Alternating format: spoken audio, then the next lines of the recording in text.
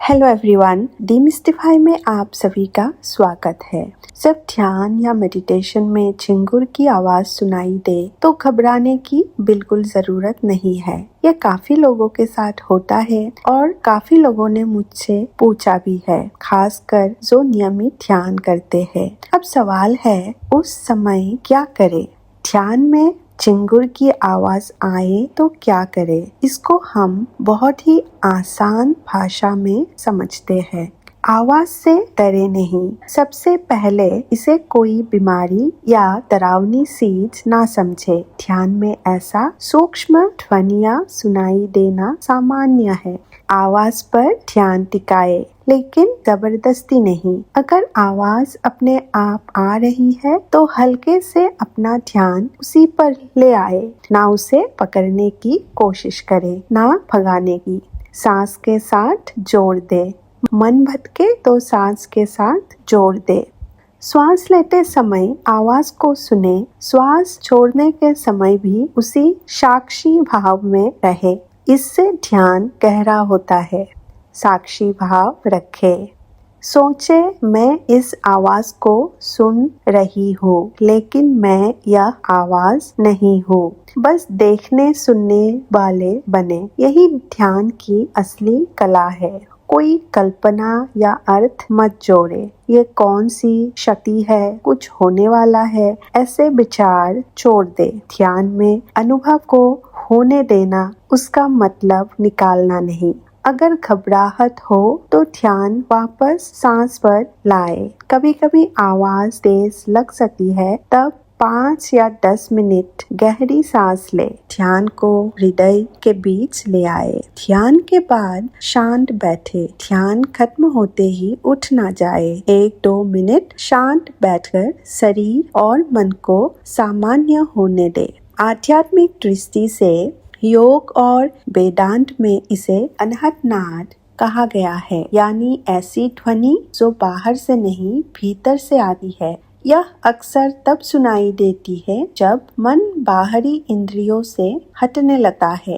एक जरूरी बात, अगर ये आवाज ध्यान के बाहर भी लगातार बहुत तेज या सिर दर्द चक्कर के साथ आए तो डॉक्टर से सलाह जरूर ले। ध्यान और स्वास्थ्य दोनों का संतुलन जरूरी है। क्या अनाहत नाद सुनना ही ध्यान का अंतिम लक्ष्य है?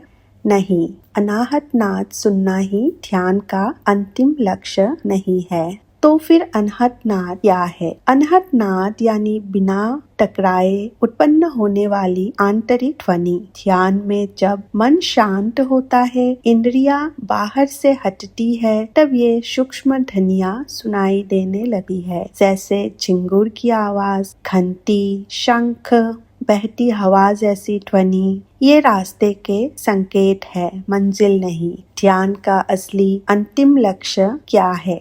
चित्त की पूर्ण शांति, जहाँ विचार उठते नहीं, मन प्रतिक्रिया नहीं करता, भीतर गहरा सन्नाटा होता है। वहाँ ना ध्वनि पकड़ने वाला रहता है, ना सुनने वाला। साक्षी से भी आगे की अवस्था। शुरुआत में हम साक्षी होते हैं। मैं विचार देख रहा हूँ या देख रही हूँ। मैं आवाज सुन रहा हूँ या फिर सुन रही हूँ। अंतिम अवस्था में देखने वाला भी विलीन हो जाता है, बस होना रह जाता है। अहंकार का लय होता है, अर्थात ईगो डिसोल्यूशन।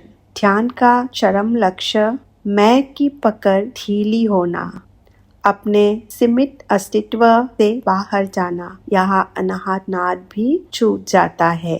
अद्वैत अनुभूति, यहाँ सुनने वाला इक्वल्स टू सुनाई देने वाला, भीतर इक्वल्स टू बाहर, मैं इक्वल्स टू ब्रह्म। यही अवस्था उपनिषदों में तुर्य अवस्था या फिर समाधि कही गई है। तो फिर अनहत नाद का रोल क्या है? यह ध्यान को गहरा करने का साधन है। यह मन को एकाग्र करता है। यह बताता है कि साधना सही दिशा में है। योगानंद जी ने भी कहा है, नाद नाव है, किनारा नहीं। एक छोटी सी उपमा, मान लो तुम बाहर चल रहे हो। अनहत नाद इक्वल्स टू रास्ते में दिखने वाला सुंदर झरना। तुम रुककर पानी पी सकते हो, लेकिन वही घर बनाकर बैठ जाना लक्ष्य नहीं है। तो इसका सार एक पंक्ति में हम लोग ऐसे बता सकते हैं, अनाहत नाद ध्यान का संकेत है, साधन है, लेकिन अंतिम सत्य नहीं। अंतिम लक्ष्य है पूर्ण शांति, अहं का लय और परम चेतना में एकत्व। तो यही था आज का वीडियो अबाउट अनाहत नाद। होप आप सबको अच्छा लगा होगा, आप सबको अपनी क्वेरीज की आंसर भी मिल गई होगी। तो मिलते हैं एक नए वीडियो के साथ। थैंक यू एंड धन्यवाद।